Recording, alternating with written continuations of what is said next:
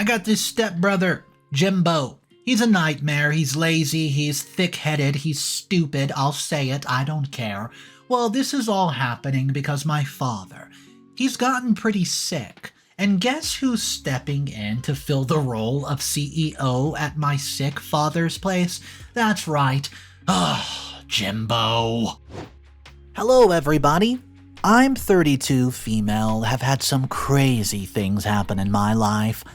Lately, I've been feeling like I need to vent and get this off of my chest. I decided this would be a pretty good place. Hopefully, you'll be able to ease some of my anxieties, but I've got a feeling in my gut I can't shake. Let me explain a bit of background information here because there's a lot to go over. I would truly appreciate the help that I can get. I live a mostly normal life. I'm a police officer. I live with my husband Tom. He's 32. He's a corporate lawyer.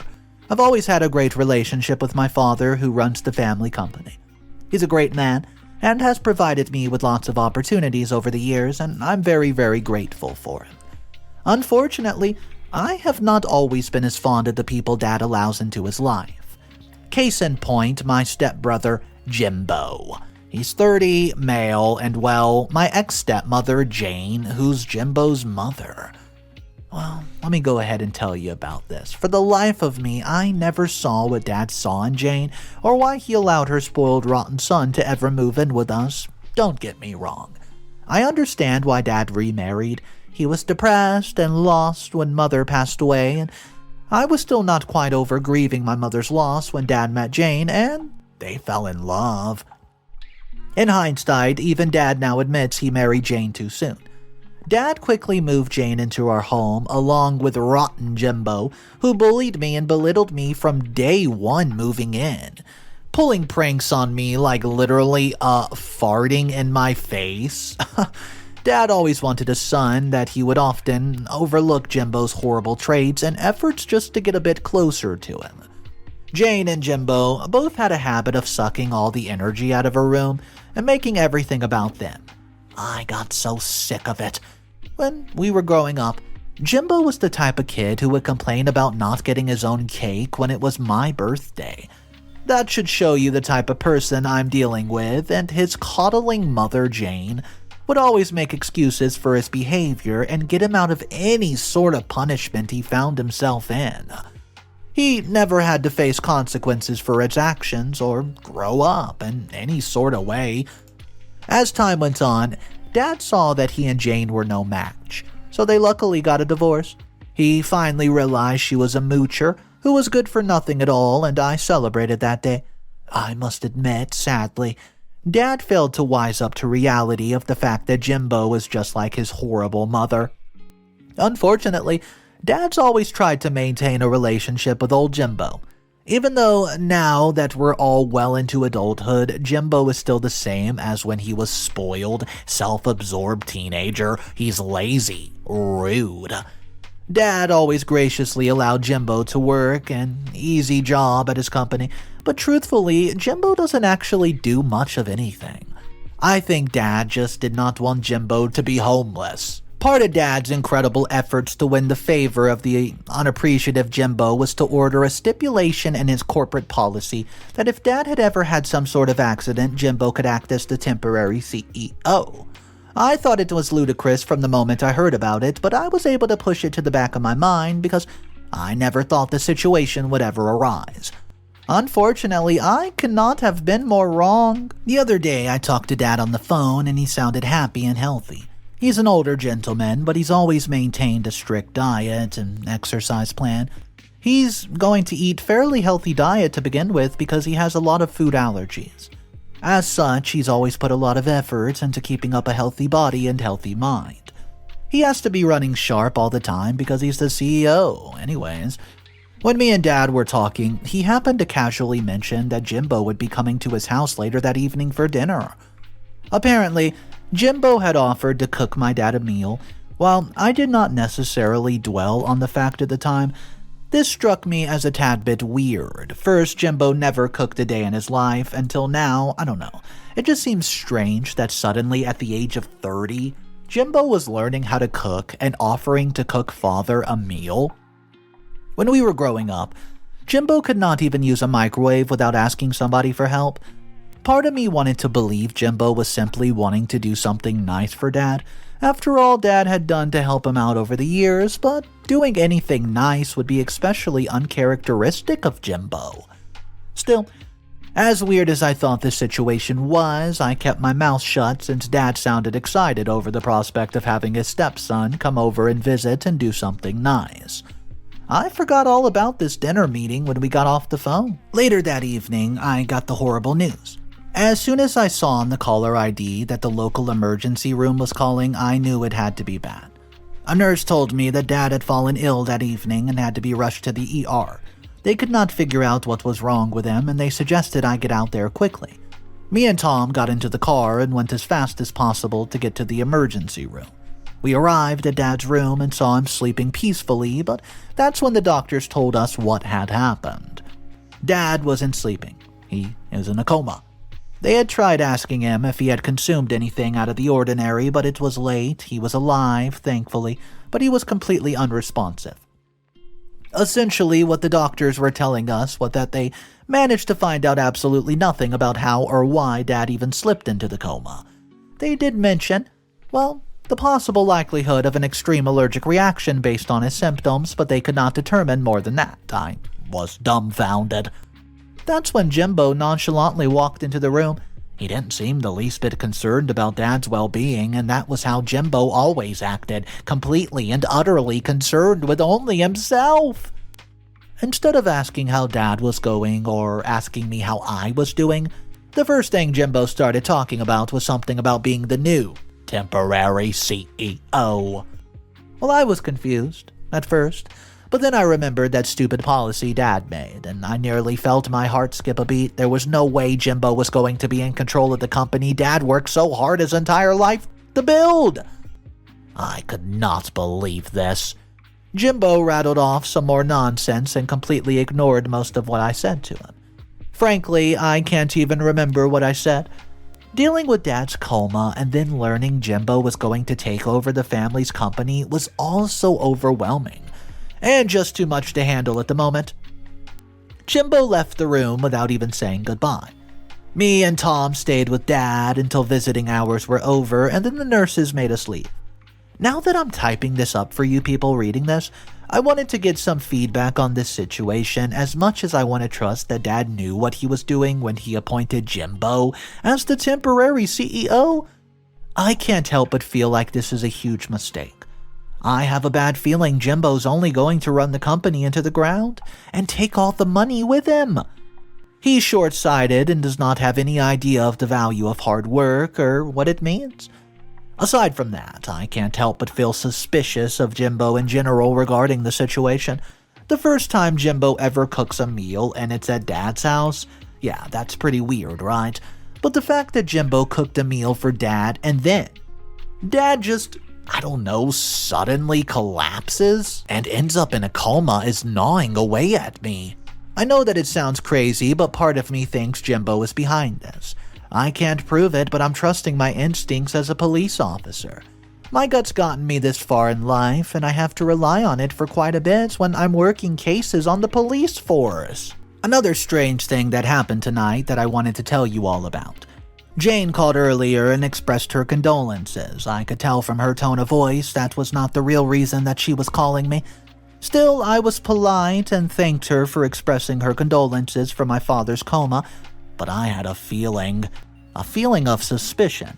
Jane and Dad had been divorced for quite some time, and they were not exactly present in each other's lives aside from Dad's feeble attempts at upholding a relationship with old Jimbo.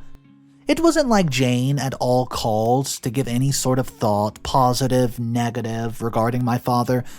But then, as the tone of the conversation changed, I figured out the real reason Jane was calling.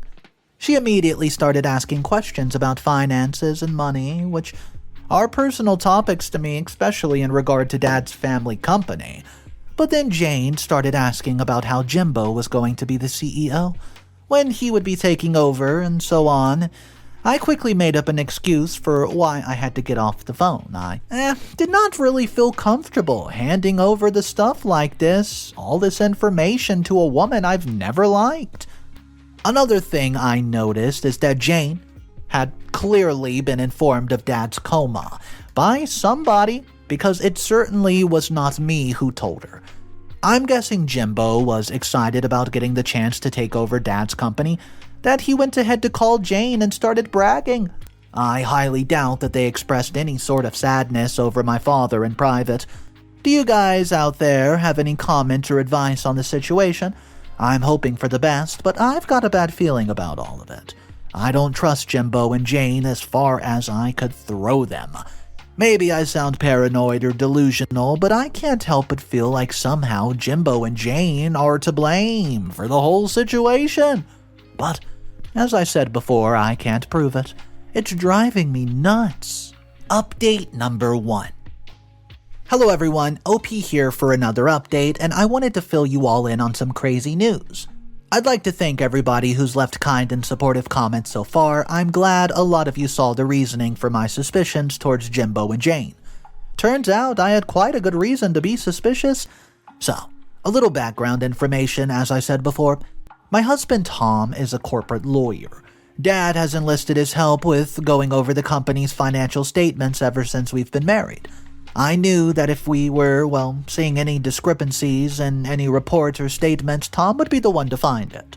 Sure enough, it's not even been a week since Jimbo took over Dad's company as, quote, temporary CEO, and he's making huge moves. Even I was astounded at what Tom discovered. Apparently, Jimbo sent $5 million to Jane. There's no way around it. That's stealing. Plain and simple. Jane is not an employee of Dad's company, and there's simply no reason for Jimbo to be handling $5 million straight to her because he's the temporary CEO. I'm livid. After all my father's done for this waste of space, Jimbo steals $5 million from the man? Most people don't even earn $5 million in their lifetime, and Jimbo thinks he's entitled to just take it and hand it out to his mother, who my dad divorced. It's absolutely ridiculous. Frankly, I'd like to go over to Jimbo's place and arrest him right this second, but I think I'm going to sit back and watch him ding himself a little deeper. It's time for this jerk to receive a wake-up call once and for all for his pathetic life. And I know, it had to be Jane who put him up to the stunt. Update number 2. Hey guys, OP here, and I'm back for another update. I wish I could say this is all blown over or that it was some crazy dream, but unfortunately it's all just getting crazier and crazier. Yeah, Dad's still in a coma and showing no signs of improvement, and the situation with Jimbo and Jane is getting so out of control. Me and Tom opted to keep our cool and discreetly compile evidence to use against Jimbo and Jane. It's not enough to have the evidence of the $5 million transfer, apparently. I'd like to figure out what their end goal is, and I'd like to get to the bottom of my father's coma situation most of all. Luckily for me and Tom, the lavish spending continues. According to employees at my dad's company, Jimbo's actually on vacation. He's only been the CEO for a few weeks, and apparently he's taken Jane off to the beach. I guess Jimbo doesn't realize being the CEO of a company requires actual work. I guess he didn't learn that from my father. Seems like he did not learn much of anything from Dad. So now my dad's loyal employees must work even harder to make up for Jimbo's absence. This is absolutely ridiculous. Every day Tom goes over the financial statements and sees alcohol, food, parties, and more being charged to the company's credit card. How is any of this stuff considered business spending? Jimbo is in for a rude awakening once all this comes crashing down. Every dollar he spends, I'm going to make sure he pays my father back every single penny of it. I might have to intervene sooner rather than later. However, before Jimbo manages to spend every dime my father's literally earned, I just hope it's not gone. Update number 3. Hey everybody, I'm back for another update, thanks to everyone who's been commenting and leaving good advice. Somebody had a good idea to investigate Dad's house for any mysterious items or weird things out of place. This seemed like a good idea, so I pitched it to Tom. He agreed. I've always had a spare key to Pop's place, so getting inside wasn't the issue. The issue is my dad's house is absolutely massive. I wasn't quite sure what we were looking for either. But I knew that if anybody would be prone to leaving behind a glaring piece of evidence, it would be somebody as stupid as Jimbo. Still, as Tom and I searched each room of the household, we saw nothing out of the ordinary. We searched high and low, looking for anything that looked like it might be slightly off. But Dad is such a meticulous organizer, and his house has always been impeccably decorated. Everything was always in order. As we searched room to room, we found that nearly every room was just as my dad intended it to look. It dawned on me, after spending a considerable amount of time prowling through Dad's house, that the kitchen and dining room would be the most likely culprits of any wrongdoings.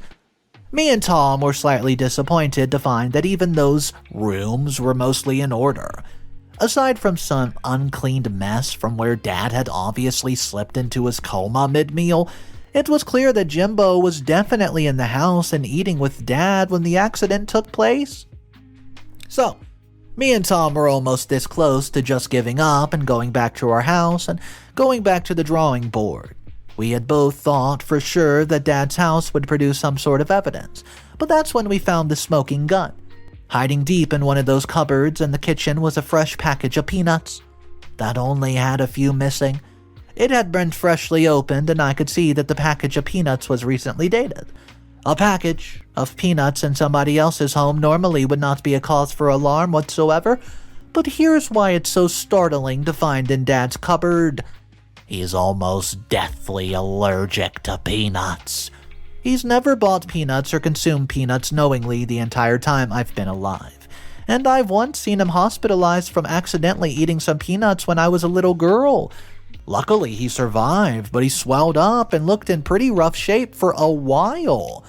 While I could not prove it 100%, I knew Jimbo had to be the one who brought those peanuts and purposely sabotaged Dad's meal with them. Well, that is the smoking gun I've been looking for since the whole situation started. It's time to make Jimbo pay for what he has done. Wish me luck, guys. Update number 4. OP here with another update. I have a lot of people in the comments after the last update that were simply begging me to confront Jimbo about this, which was the plan all along. I got the evidence of the peanuts and photographed everything. I had photo evidence of bank statements printed off detailing all of Jimbo's lavish unauthorized spending. Me and Tom arranged a meeting with Jimbo under the guise of wanting to discuss a possible pay increase for the CEO.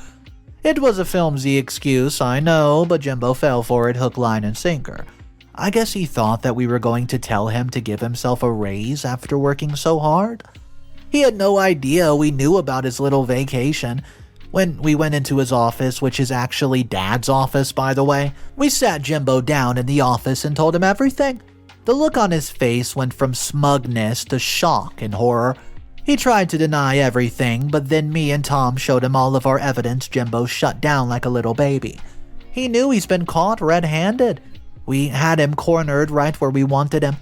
Finally, Jimbo tried to put on a brave face and regain his confidence. He said, "Yeah, I did poison your father's food, and me and Mom did steal all that money from the company, but what are you going to do of it? I'm the CEO. I can do what I want." Jimbo started laughing. That's when I opened up my jacket and revealed my police badge. Jimbo's face went as white as a ghost, and I asked him if he knew what the badge meant. He nodded his head slowly without saying a word, and we have recorded this whole incident secretly, and I've already called for backup. That's when I placed Jimbo under arrest by my fellow officers. The poor pathetic loser started sobbing when he was placed in cuffs. I thought that he would run, but I guess he knew that would only make things harder for him in the future. That was probably the first time in Jimbo's life he had the ability of foresight. Anyways, I just wanted to give you guys an update on this little detail. Jimbo is finally behind bars, and now all I have to do is pick up Jane. I already got authorization to arrest her as well. Update number 5. Final update of the story. Hey guys, OP here, and I know it's been a while since my last update, but I just wanted to wrap things up. First, I'd like to thank everybody once again for staying with me. I truly appreciate it, and I could not have gotten through all this without you. Jimbo, gave his official confession easily, incriminating both himself and Jane in the process. Turns out Jane had actually paid Jimbo to initiate the whole plot. She had always been upset over the fact that she divorced Dad without getting any of his money, due to his smart lawyers and business-savvy techniques, so I guess this was her final hurrah to try to control all of the money. Jane tried to flee the state when she learned there was a warrant out for her arrest, but my local police department easily helped me catch her on the interstate. I personally walked her into the county jail cell while she cried like a baby. I knew it drove her nuts that it was me who arrested both her and her awful son. One reason I avoided making an update for this long is that I did not want to discuss the court case while it was ongoing, but it would have made no difference. The court case was cut and dry. The judge sentenced Jimbo and Jane to jail time and ordered them to pay restitution. They owed back millions to my father's company, and that brings us to the most important thing that happened recently. While I'm certainly glad justice was served in regards to Jimbo and Jane, the cherry on top was Dad woke up from his coma. It took some time for him to regain his strength and health since he's been asleep for so long. Once he finally started to regain his full awareness, I told him what happened with Jimbo and Jane.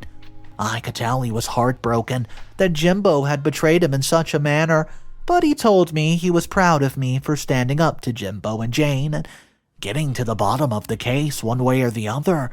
This was a picture-perfect ending. OP gets to arrest the person she wanted to arrest this whole time, Jimbo. And just when Jane thought that she could get away by fleeing the state from her arrest, boom, she was captured too. And to top it all off, the cherry on the top, as OP liked to put it, her father woke up from a coma and was told the news about what's been happening when he was asleep. Guys, I want to know your thoughts about this. Say, for instance, you were in OP's position. How would you go about handling this drama when you know you can't turn to your father because he's laying in a coma and Jimbo is ruining everything that he's built? Break it down for me, your exact steps and what you thought about OP and how OP handled it. My name's Mr. Reddito, and if you guys want daily videos, go ahead, hit that subscribe button. I'll see you tomorrow, and just remember, it's cool to be kind. See ya.